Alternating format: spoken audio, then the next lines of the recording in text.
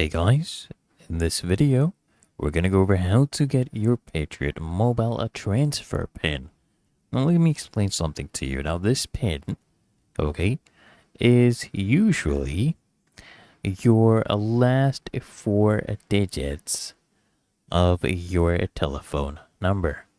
Okay, so you just need to go ahead and confirm this. It's very easy, and remember guys, you cannot find this on your monthly statements or invoice or online account. To confirm this, what you do is you call them at 1-800-331-0500, okay? Or you can call them on this number, 972-728-7468.